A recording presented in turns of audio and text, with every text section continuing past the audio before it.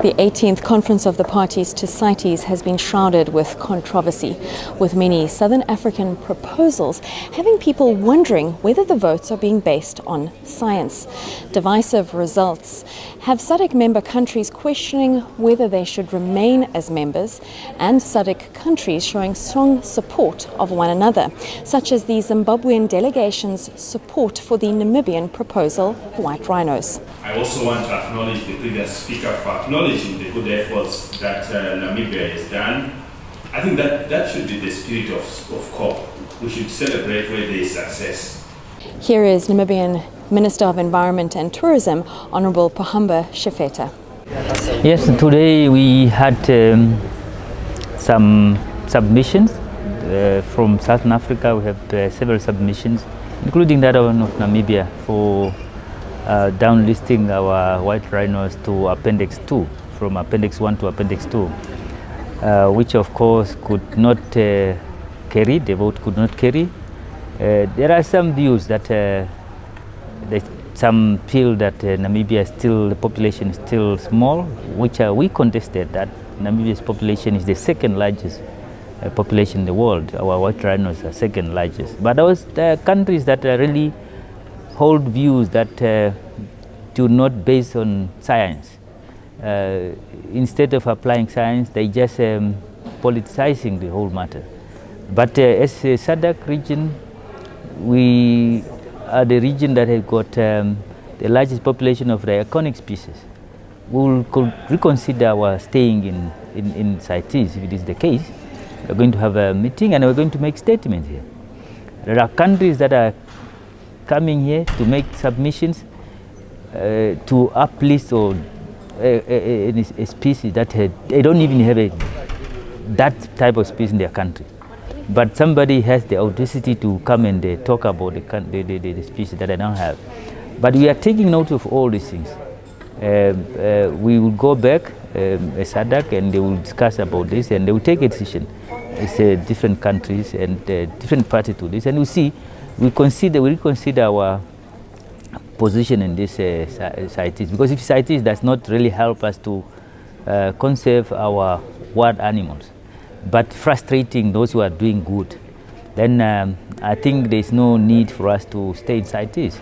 Echoing his statement, the Botswanan Minister of Environment, Minister McCulloch.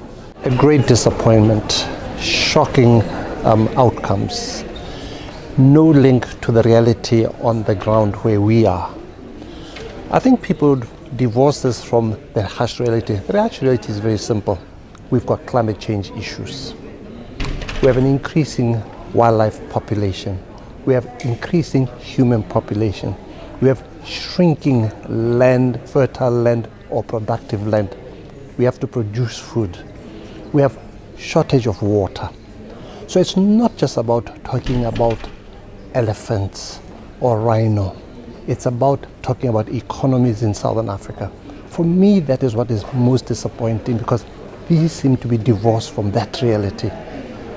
And when you look at what we are trying to achieve with Sustainable Development Goals, and yet we can come and sit here and argue about with people who don't even have a single elephant or a single rhino, then you start to wonder, is CITES really worth it?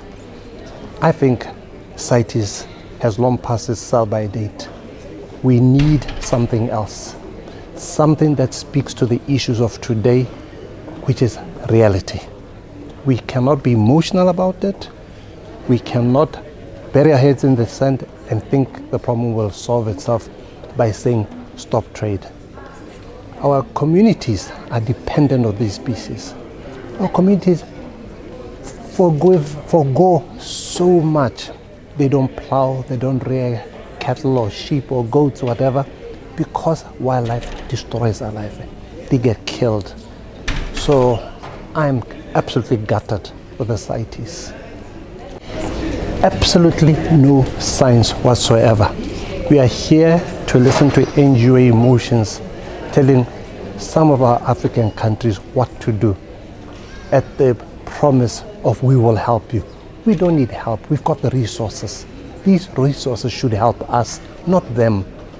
Why should they come from where they come from to come and help us with a problem that we've lived with all our life and we know how to manage. It boggles the mind. I think we should convene a meeting as soon as possible to look at all this and look at the science and make recommendations to our leaders about creating something else. That is my point of view. And I think with that successful model, we should be then in a better position to help those in North Africa. The objective is not to divorce from conservation. It is to prove that our model works and help them improve their models.